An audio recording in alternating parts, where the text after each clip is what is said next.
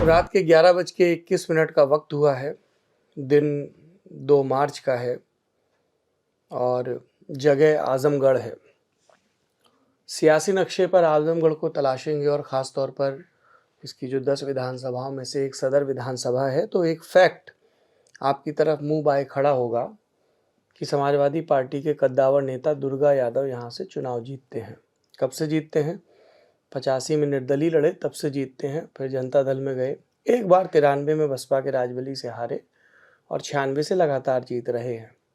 सपा के सिंबल पर इस तरह का रिकॉर्ड जसवंत नगर से शिवपाल यादव के पास भी है। तो जब इस तरह से किसी पार्टी का गढ़ या दुर्ग बन जाता है तो लोगों की नज़र होती है कि उस दुर्ग को भेदने वाला कौन हो सकता है, चैलेंजर कौन हो सकता है, या अंग्रेजी के एक और शब्द का इस्तेमाल करें तो जायंट किलर कौन हो सकता है। आजमगढ़ सदर में आए तो लोगों ने कहा कि ये उन सीटों में से एक है जहां उलटफेर हो सकता है। सियासत संभावनाओं का नाम है और इन प्रत्याशाओं को हमने पहले भी कई बार हकीकत में बदलते देखा है। हम इस वक्त भारतीय जनता पार्टी के नेता अखिलेश मिश्रा उर्फ गुड्डू मिश्रा के साथ हैं। ये 2017 में दुर्गा यादव के खिलाफ मैदान में थे, 26,000 से ज़्यादा वोटों से हारे थे। इस बार जब हम शहर में घूमे तो कई दुर्गा यादव के समर्थकों ने भी कहा कि नेताजी को मेहनत करनी पड़ रही। तो हमारी अखिलेश मिश्रा के प्रोफाइल में दिलचस्पी हुई। फिर हमने इनसे वक्त मांगा और ये अपने सुधी दर्शकों को बता दें कि प्रचार के दौरान किसी भी नेता को पकड़ने का सबसे मुनासिब वक्त या तो सुबह सवेरे का होता है, जब वो अपनी 4-3 घंटे की कच्ची नींद और आधे सूजे पाँव के साथ उतरते हैं तैयार होकर ईश वंदना के बाद, या देर रात जब वो प्रचार निपटा कर आते हैं। तो ये देर रात का हमें समय मिल गया। आपके बारे में जब हम जानकारी कर रहे थे तो पहली जानकारी हमें मिली आपके पिताजी के बारे में, आपके पिताजी के कत्ल के बारे में। मैं चाहता हूं कि अगर आप मुनासिब समझें तो वो बताएं, क्योंकि लोगों ने कहा कि आपकी सियासत की बुनियाद उसी दिन रख दी गई थी। क्या था मामला?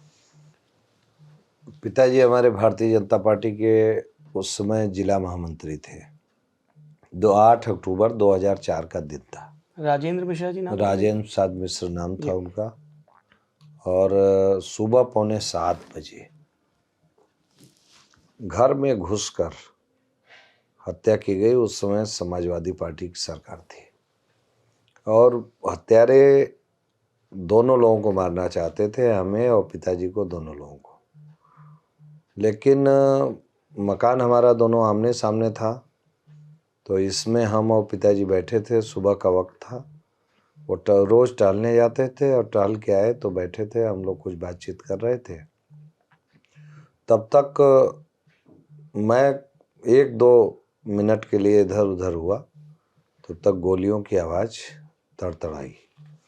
मैं दौड़ के आया तो पिताजी को तो 11-12 गोली लग चुकी थी और मैं जब पलटा तो लगभग 13-14 गोली हमारे ऊपर भी चलाया उन्होंने। लेकिन ईश्वर की कृपा थी कि मैं बच गया। उस समय मैं व्यवसाय करता था, चूँकि परिवार, पिताजी हमारे बहुत फक्कड़ स्वभाव के थे। उनका ये था कि एक छोटी मोटी दुकान दवा की थी हमारी, चलाते थे। लेकिन जब वो शुरू से ही राम मंदिर आंदोलन से जुड़े थे, बाकी सारी चीज़ें, तो जब भी होता था तो शटर डाउन करके निकल जाते थे। 18 साल की उम्र से ही मैंने फिर मेरे समझ में आया कि हम लोग 4 बहन हैं, 2 भाई हैं और पिताजी का ये है कि वो शटर डाउन किए निकल गए। तो मैं थोड़ा दुकान में भी उनसे कम उम्र में ही हाथ बटाने लगा। तो 18 साल की उम्र से मैं टेलीकॉम का उस समय बहुत स्कोप था, तो टेलीकॉम में काम, कॉन्ट्रैक्ट का, अंडरग्राउंड केबल का करता था। और 2004 तक मैं ठीक ठाक मेरा व्यवसाय था। लेकिन 2004 में पिताजी की हत्या होने के बाद तो फिर हमारे सामने बहुत बड़ा संकट आ गया था। समाजवादी पार्टी की सरकार, समाजवादी पार्टी के नेताओं के दबाव में मुझे सुरक्षा भी नहीं मिल पा रही थी। लेकिन उस समय राजनाथ सिंह जी हमारे राष्ट्रीय अध्यक्ष थे, उन्होंने बातचीत किया तो काफ़ी दिन के बाद मुझको सुरक्षा मिल पाई। अब हमारे सामने जीवन का भी संकट था, परिवार का जिम्मेदारी भी थी, लेकिन पार्टी के लोगों ने प्रयास किया तो मैं 2005 में पार्टी में जो है आके तरवा से ही प्रमुख पद का चुनाव लड़ा। प्रमुख पद का चुनाव लड़ने के बाद मैं सक्रिय राजनीति में आ गया।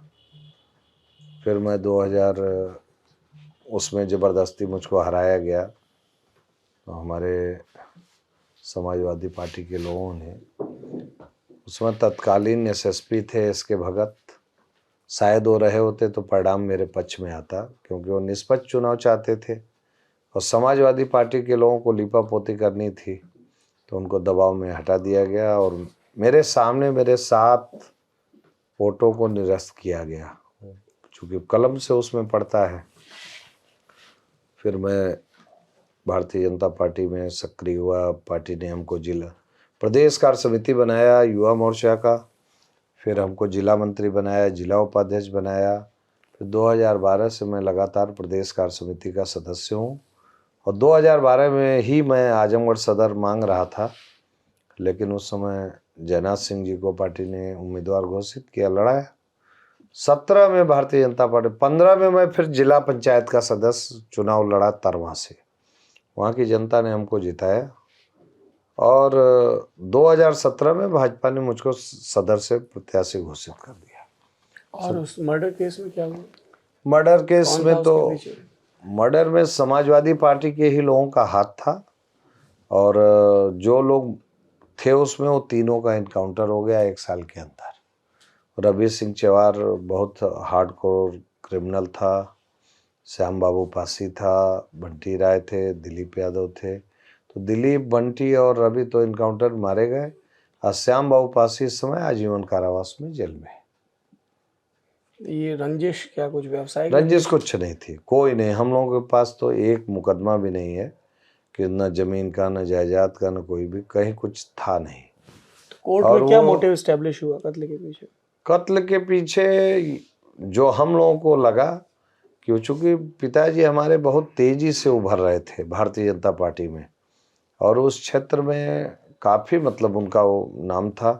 6:45 बजे हत्या हुई और 7:30 बजे तक इतनी पब्लिक आ गई कि थाने को फूंक दिया। मतलब एक बार आज़ादी में थाना फूंका गया और दूसरी बार हमारे पिताजी की हत्या के समय थाना फूंक दिया गया। हम लोग तो लेके बनारस गए, लौटे 10 बजे तो देखा गया तो थाने में कुछ बचा नहीं था।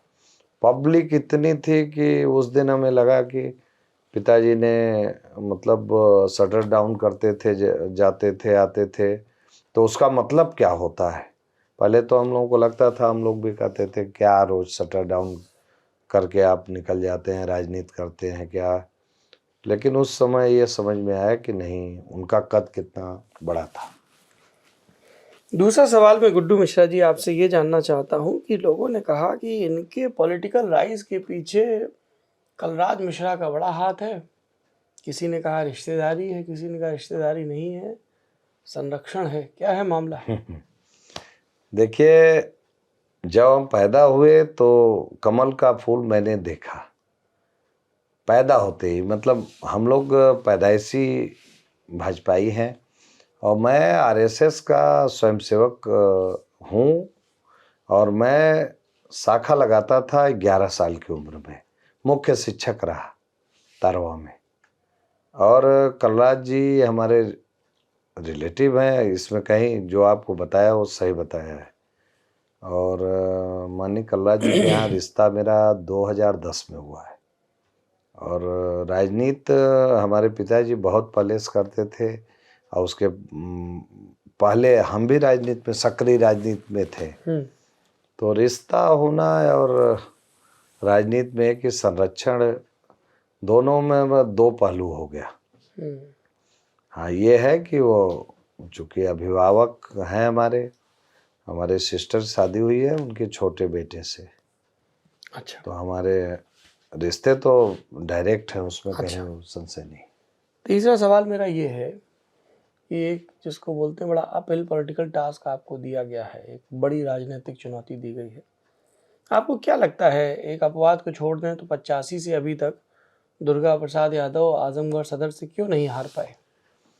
देखिए, उसका बहुत बड़ा कारण है। कारण ये है कि आजमगढ़ की राजनीति, मतलब कोई भी व्यक्ति आता है राजनीति में, वो सोचता है कि शॉर्ट टाइम में हमको बहुत कुछ गेन हो जाए। तो जब मैं मेनगर विधानसभा का रहने वाला था, हमारी सीट सुरक्षित थी। मेनगर और लालगंज दो सुरक्षित है ना? हाँ जी।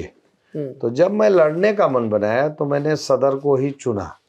तो बहुत लोगों ने कहा कि सदर सीट बहुत ट्रिपिकल है और वहाँ से नहीं लड़ना चाहिए। तो लेकिन खैर, मैंने मन बनाया था तो मैं उसी पे लड़ा, क्योंकि चुनौती स्वीकार करनी चाहिए और बिना चुनौती के जो चीज़ मिले तो उसका कोई मतलब नहीं है। तो जब मैं चुनाव लड़ा, तो लड़ने के बाद जब मैं चुनाव हार गया तो हमारे बहुत शुभचिंतकों ने राय दिया, जैसे लोग पीछे छोड़ के चले जाते थे, चाहे वो बहुजन समाज पार्टी का प्रत्याशी रहा, चाहे भारतीय जनता पार्टी का, वो जिस दिन काउंटिंग हुई उसी दिन बैग एंड बैगेज वापस हो गया। तो इनको खुला मैदान मिलता था। लेकिन 62,000 वोट पाने के बाद मेरे भी लोगों ने, शुभचिंतकों ने राय दिया कि विधानसभा बदलनी चाहिए। और ये मैंने कहा नहीं, हम यहीं पे इनको परास्त करेंगे और यहीं कमल खिलाएंगे। तो मैंने काम करना शुरू किया। तो जनता से दिली जुड़ाव हो गया। 5 साल उनके बीच में आना जाना, उनके सुख दुख में उनकी चिंता करना। तो जनता मतलब एकदम आज के डेट में परिवर्तन की मूड में है। अच्छा, एक आखिरी सवाल, और उसका राजनीति से कोई संबंध नहीं है। जब मैं आपके घर में बड़े से परिसर में दाखिल हुआ तो मेरी नज़र गाड़ियों के नंबर पर गई। सब गाड़ियों का एक ही नंबर है, 3536। क्या नंबर है? 3536 नंबर। ये इसके पीछे क्या है? किसी अंक शास्त्री ने कुछ बता दिया क्या कि शुभ है, बढ़िया चलेगा ठेकेदारी का काम? ये एक ही नंबर रखिए। पहली चीज तो मैं ठेकेदारी करता नहीं। अच्छा, क्या व्यवसाय है? व्यवसाय मैं ठेकेदारी करता था। हाँ। मैं जब 2017 के पहले जिस दिन मैंने पर्चा भरा, उसी दिन मैंने अपना जो भी काम धाम था वो सब अपने छोटे भाई को दे दिया। अब वो करता है जो भी काम करता है, व्यवसाय जो भी है वो करता है। लेकिन व्यवसाय भी ईमानदारी से करने का मेरा नेचर रहा है। अच्छा। और उस ईमानदारी के नाते मैं काफ़ी आगे तक गया। और गाड़ियों का नंबर मैं बदलता रहता हूँ, उसके पीछे कोई अंक शास्त्री का नहीं है। लेकिन गाड़ियाँ, जैसे हमारे बहुत से इष्ट मित्र हैं, अगर आप 3536 देखेंगे तो बहुत गाड़ियाँ हैं। जो गाड़ी लिया वो 3536 नंबर कर लिया। तो ऐसा कुछ नहीं है कि कोई अंक शास्त्री बता दिया, बाकी सारी चीज़ें हैं। कुछ दिन हम उस नंबर को रखते हैं और फिर हमारा मन किया तो फिर बदल देते हैं। ऐसा नहीं है कि दुर्गा यादव की तरह 999 या 99 हमारा है कि जमा। अच्छा, दुर्गा यादव का भी ऐसा है? हाँ, वो 99 उनका 999 जमा नेस चला आ रहा है। तो 999 एक तरफ है, 3536 अब उसके सामने दूसरी तरफ है। हाँ, लेकिन हमारा ऐसा नहीं है, कोई नंबर से ऑब्सेशन नहीं, कोई नहीं। चलिए, आपने इतना समय दिया व्यस्त शेड्यूल में से, तो बहुत बहुत धन्यवाद उसके लिए। और चुनाव के लिए बहुत शुभकामनाएं। आपकी क्या राय है इस बातचीत के बारे में कमेंट बॉक्स में बताइए। देखते रहिए लल्लन टॉप।